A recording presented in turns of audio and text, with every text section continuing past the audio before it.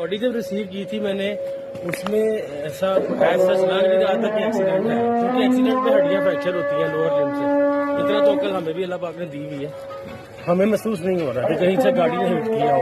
उसकी सर की हड्डी टूटी हुई थी, टांग की हड्डी कोई टूटी हुई, क्योंकि गाड़ी ने हिट किया और लाजमी बात है नीचे से हिस्सा फ्रैक्चर होता है।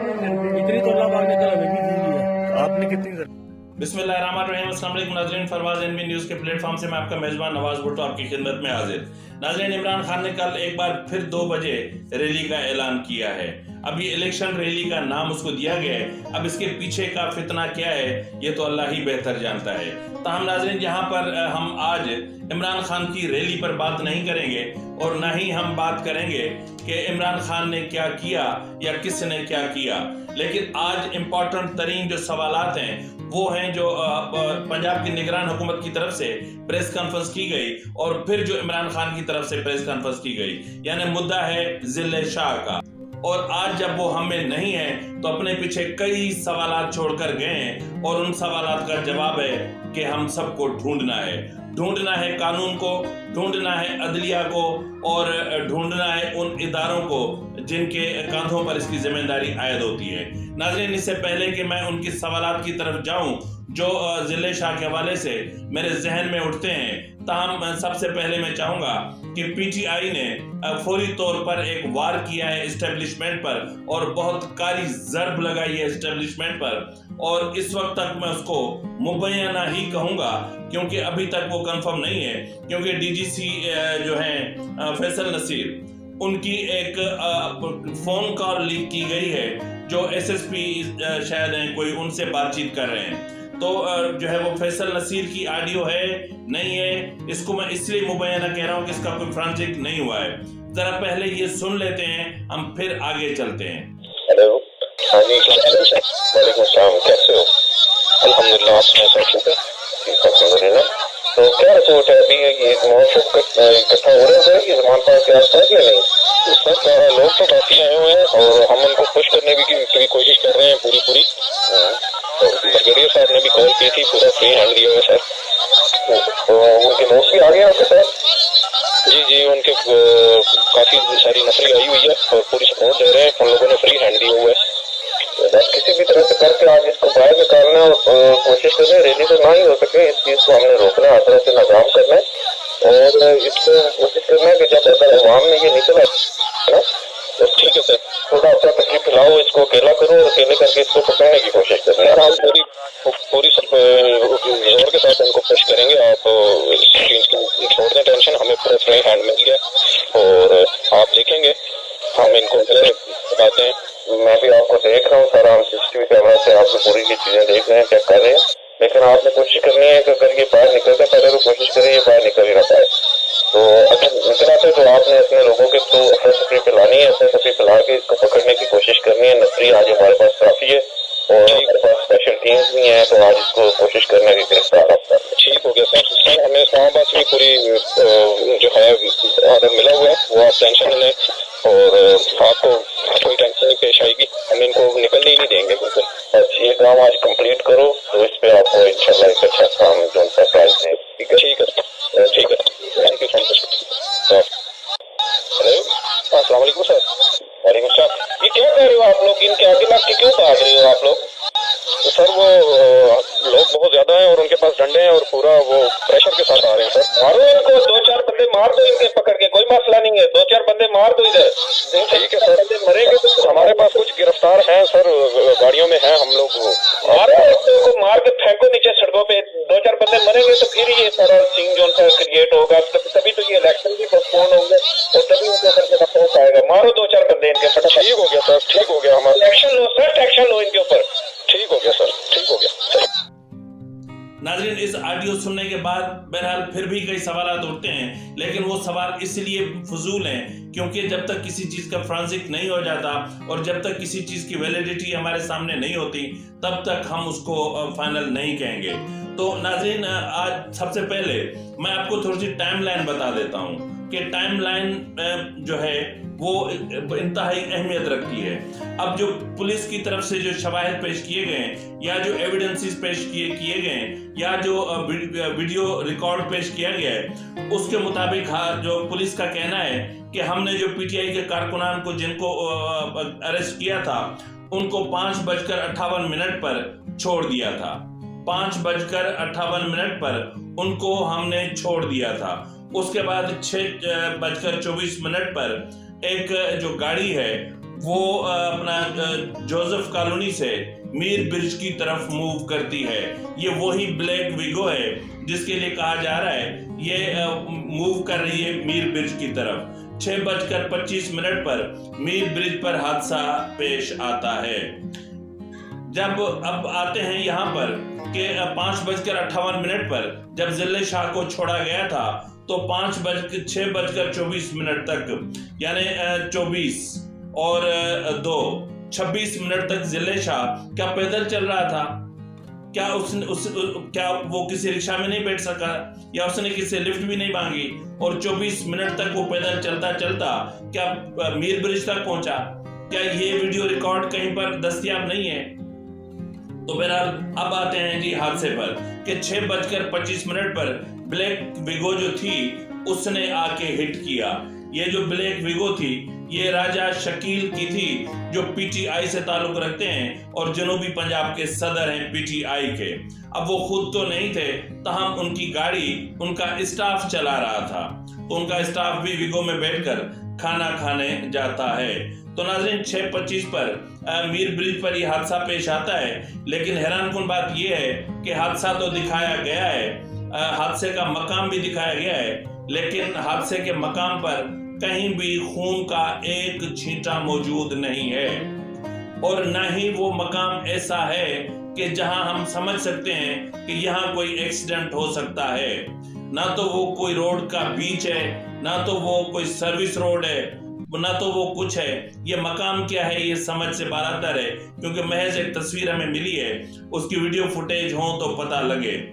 और उसके बाद जो है वो कहते हैं कि जी जो मुल्जमान थे जिनके एक्सीडेंट से उनकी जान गई, उन्होंने उसको उठा के और विगो में पीछे फेंक दिया। अब उसके बाद ये सफर शुरू करते हैं। 6:27 पर ये जो अपना गाड़ी है ये फार्ट्रीज चेक पोस्ट पर देखी जाती है। 6:27 पर फार्ट्रीज चेक पोस्ट पर देखी जाती है और 6:29 पर यह फार्ट्रीज चौक क्रॉस करती है। 6:31 पर यह हाइपर स्टार गेट क्रॉस करती है। 6:46 पर यह माल रोड पहुंचती है। 6:47 पर यह जो गाड़ी है ये शालीमार होटल क्रॉस करती है।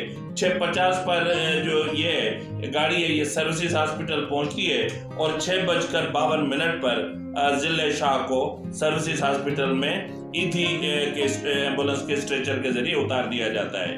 अब यहाँ पर सवाल ये पैदा होता है कि अगर जो अपना जिले शाह का एक्सीडेंट हुआ था और उन्होंने ये जो जाहिर है कि जिले शाह के बाजू पर जितनी भी मैंने इस वक्त तक तस्वीर देखी हैं उसमें कोई ऐसी तस्वीर नहीं है जिसमें जिले शाह के बाजू पर पीटीआई का बैंड या पीटीआई का परचम का कुछ मतलब वो न बंधा हुआ हो। उसकी शनाख्त यही थी, लेकिन उसके बावजूद जो है वो जिनसे इनकी यानी क्या नाम है इसका, राजा शकील के मुलाजमीन ने न तो राजा शकील को फोन करके बताया और न ही किसी और को बताया कि उनके साथ क्या हुआ है।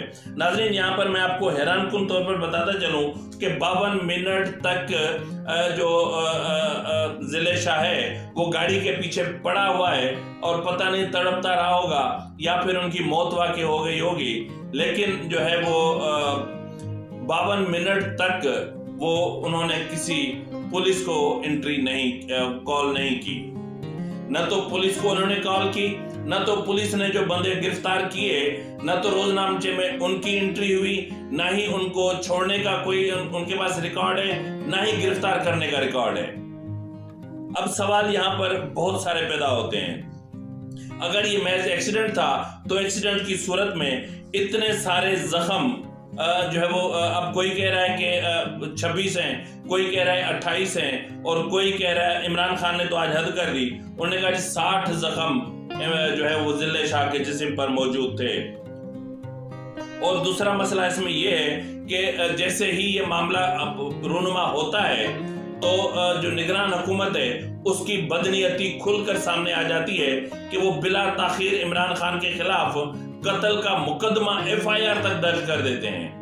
और कल आपने इमरान खान के खिलाफ कत्ल की FIR दर्ज की, और आज आप कह रहे हैं कि उनका एक्सीडेंट हुआ था और इस विगो से के साथ एक्सीडेंट हुआ था, और उस विगो के पीछे उसका खून भी लगा हुआ था। अगर खून लगा हुआ था तो जिन्होंने ये अगर उनके साथ भी एक्सीडेंट हुआ तो ये गाड़ी इस वक्त आपकी स्क्रीन पर है, कहीं मुझे एक खराश दिखा दे।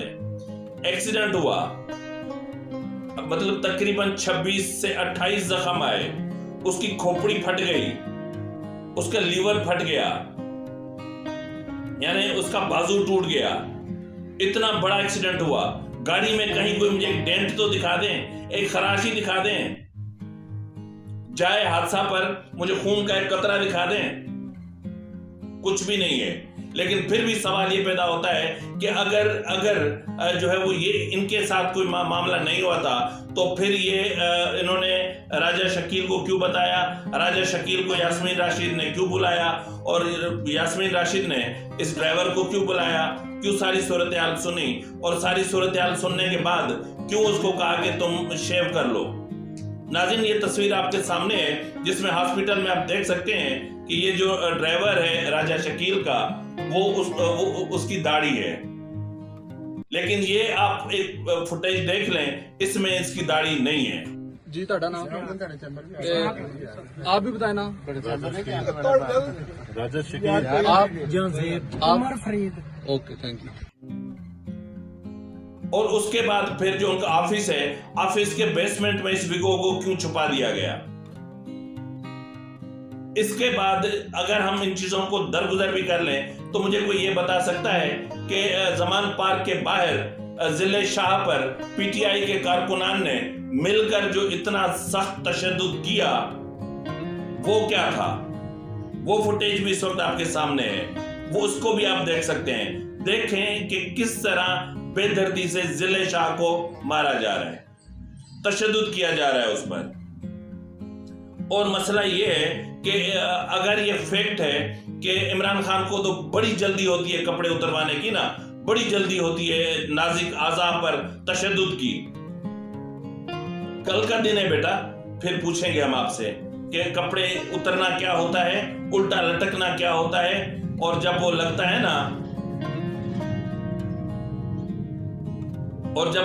ना, जो तेल में भिगो के रखते हैं तो फिर क्या होता है, फिर मैं आपसे जरूर पूछूंगा। क्योंकि वैसे ही आपने बता दिया है कि आप बवासीर के मरीज हैं और आपका पीछे से कुछ निकल आता है, तो फिर जब वो लगेगा ना तो फिर क्या होगा, मैं आपसे जरूर पूछूंगा। तो अगर उसमें बकौल इमरान खान के कि उनके नाजिक आज़ा को कुचला गया है, तो फिर वो चीज जो है वो उनके पोस्टमार्टम रिपोर्ट में क्यों नहीं आई। और इन तमाम चीजों को अगर हम देखें, तो फिर जो है वो अगर उनकी जो डेड बॉडी है वो कत्ल करके उसको फेंका गया है पुल से नीचे, तो फिर हादसा पुल के ऊपर कैसे आया, और उसकी डेड बॉडी पुल के ऊपर जो है वो कैसे पहुंचाई, जिसको मुबैना तौर पर मकाम हादसा बताया जा रहा है या जाए वकुआ बताया जा रहा है। और इस चीज को भी क्लियर किया जाना चाहिए कि जख्म कितने थे, 26 थे, 28 थे, 60 थे। लेकिन इमरान खान के लिए जब मौसम 12 हो सकते हैं तो फिर जख्म जो 26 थे वो 60 हो सकते हैं, इससे और कोई बात नहीं है। और इसके अलावा कहा गया कि जी उनके जो वॉइस रिकॉर्डिंग है वो पुलिस ने कहा कि हमारे पास मौजूद है। अगर वॉइस रिकॉर्डिंग मौजूद है तो फिर वॉइस रिकॉर्डिंग को मंजर आम पे क्यों नहीं लाया गया। नाज़रीन, इस तरह बहुत सारे सवालात हैं और जिनका जवाब कहीं पर भी नहीं है, और जवाब को उलझाया जा रहा है। अब इस मसले के हल का एक ही वाहिद तरीका है कि इस मामले की जुडिशियल इंक्वायरी कराई जाए, क्योंकि ये किसी इंसान की जिंदगी का सवाल है, इंसान के बेदर्दी से एक कत्ल का मामला है। एक इंसान का कत्ल पूरी इंसानियत के कत्ल के मुतरादिफ होता है।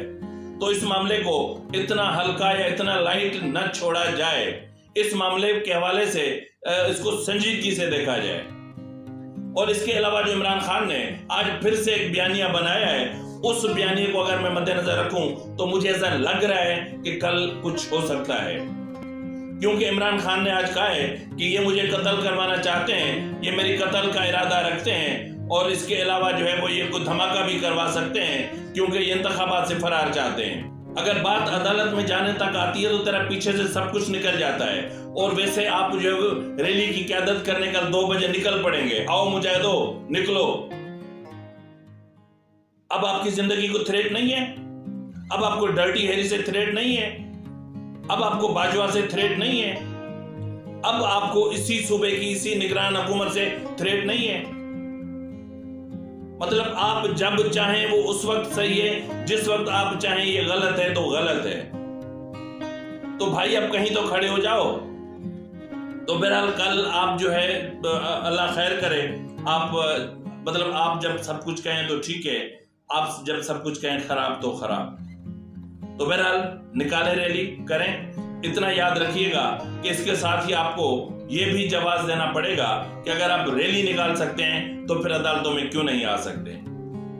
तो अदालतों में भी फिर आपको जाना पड़ेगा, क्योंकि आपके पास सिर्फ कल का दिन है, और परसों अगर आप अदालत आए तो मिलेंगे। तब तक इजाजत दीजिए। फी अमानिल्लाह।